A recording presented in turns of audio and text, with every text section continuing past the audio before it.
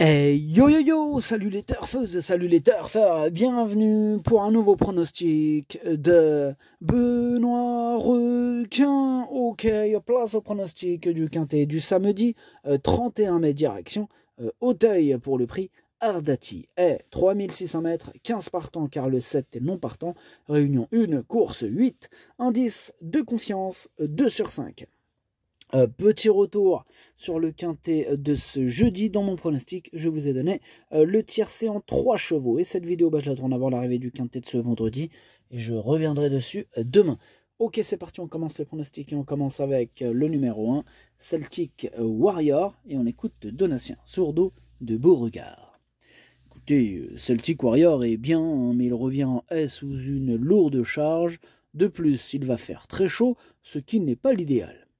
Oh, il n'est pas content, Donatien. Enfin bref. Ce numéro 1, moi je l'ai gardé en toute fin de combinaison. Dans ce lot, bon, malgré le fait qu'il soit vraiment pas chaud l'entraîneur, je l'ai quand même gardé en bout de combinaison. Faut pas le sous-estimer non plus. Bref, on passe au numéro 2, Calibre, et on écoute Sylvain Déez. Calibre est en forme et ne semble pas encore défraîchi de son printemps. Le lot me semble moins relevé que le quintet des 5 ans de mardi dernier.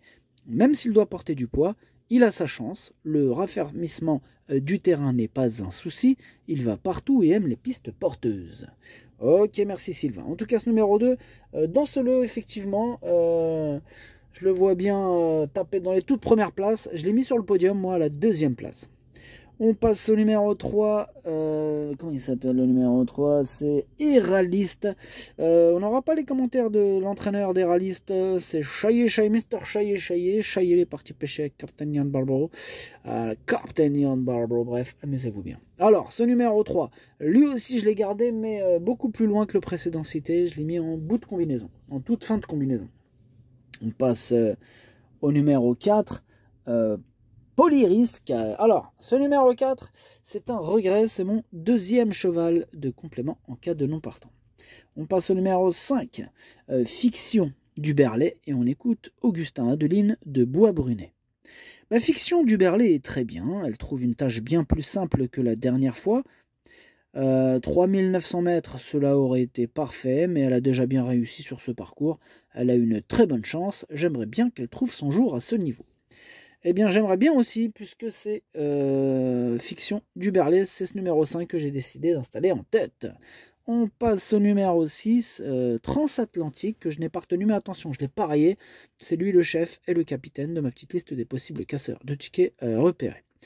On passe au numéro 7, on l'a dit tout à l'heure, il est non partant. Donc on enchaîne avec le numéro 8, Jumper Bay, et on écoute Madame Brigitte Rescandela.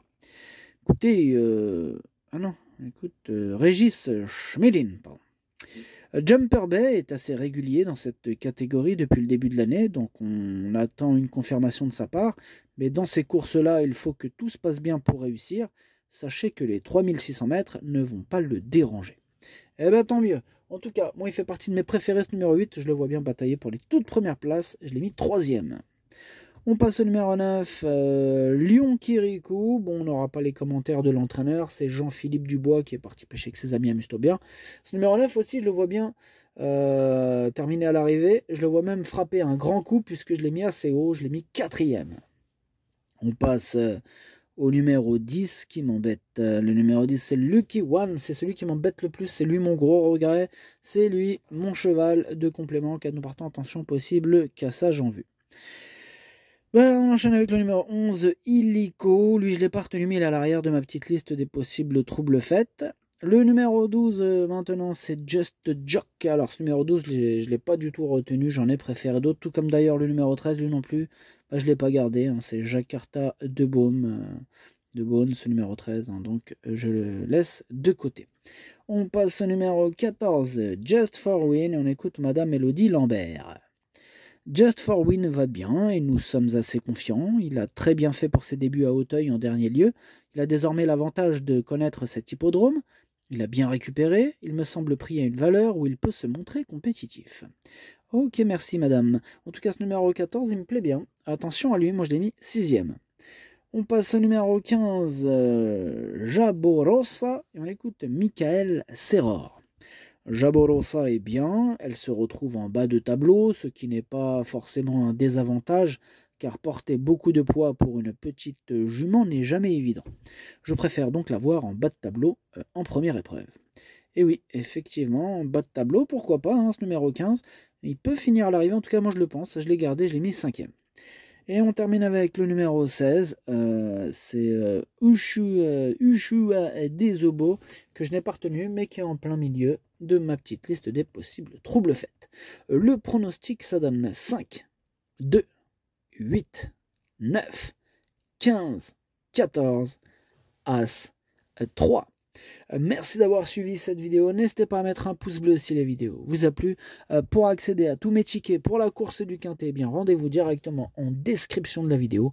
À jouer avec modération. Bonne chance. Chopez-le-moi. Ciao.